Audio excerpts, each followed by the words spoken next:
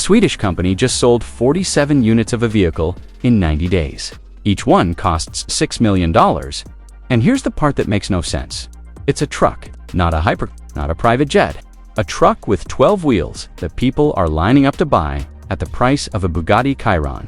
The 2026 Scania TITAN 12x12 double-decker shouldn't exist, but it does, and the wait list just hit 18 months.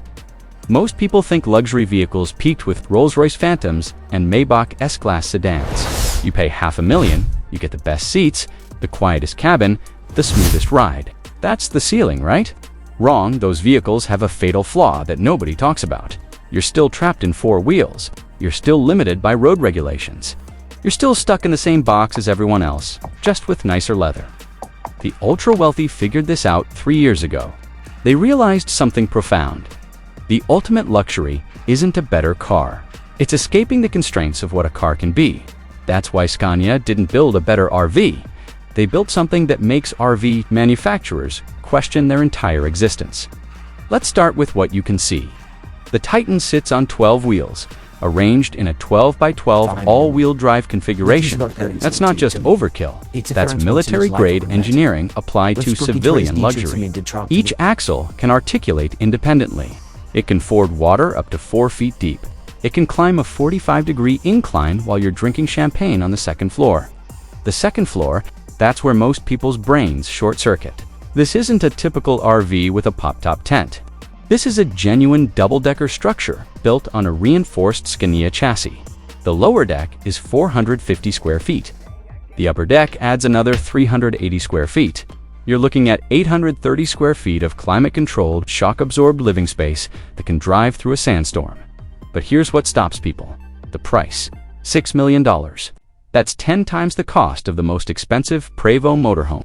That's twice the price of a Marchi mobile element, Palazzo, which was previously considered the pinnacle of mobile luxury. So the obvious question is, what could possibly justify that number?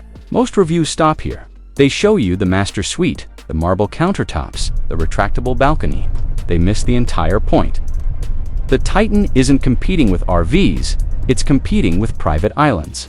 And when you understand that shift, the $6 million suddenly makes sense in a way that has nothing to do with the vehicle itself. Here's what Scania figured out that nobody else did. The ultra-wealthy don't have a transportation problem. They have a sovereignty problem. When you're worth 9 figures, every hotel you stay in is a data leak. Every border you cross is a potential diplomatic incident. Every private villa you rent has staff who talk. You're constantly negotiating your own privacy. A yacht solves this, but you're still limited to coastlines. A private jet gets you there fast, but then you're still dependent on ground infrastructure when you land.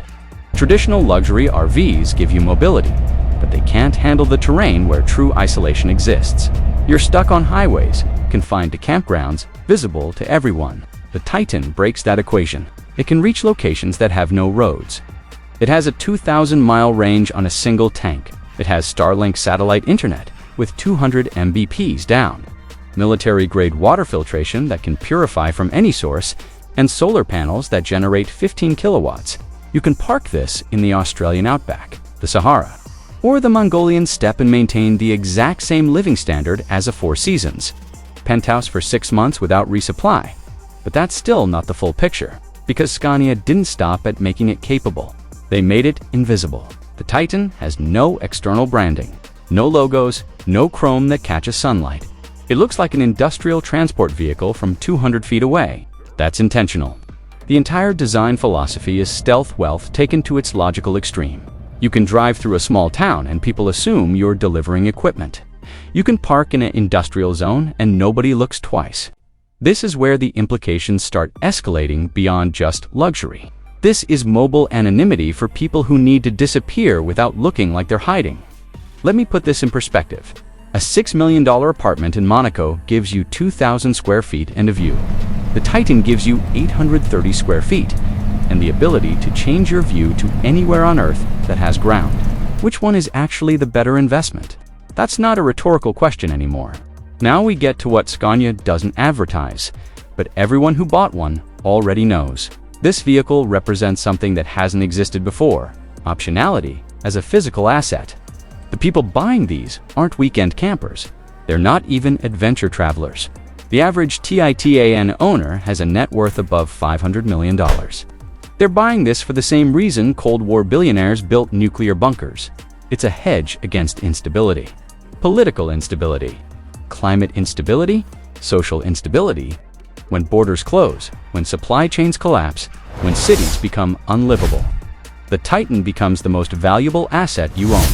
Not because it's luxurious, because it's sovereign. You can cross borders through regions that don't have checkpoints. You can source water from rivers. You can generate power from the sun. You don't need permission from anyone to exist. Scania accidentally created the ultimate bug-out vehicle for the 0.001%, and once that realization spread through the right circles, the orders flooded in. But here's the deeper layer that even most owners don't fully grasp yet. The Titan isn't just solving a personal problem, it's revealing a crack in the social contract. When the ultra-wealthy start investing millions into vehicles designed for geographic independence, what does that signal about their confidence in institutions? What does it mean when escape becomes a luxury good? This isn't just about one absurd truck. It's about what happens when people with resources start preparing for a world where being in one place is a liability. Walk inside, and you understand why people are writing checks for this amount. The lower deck entry opens into a space that has no business existing inside a vehicle.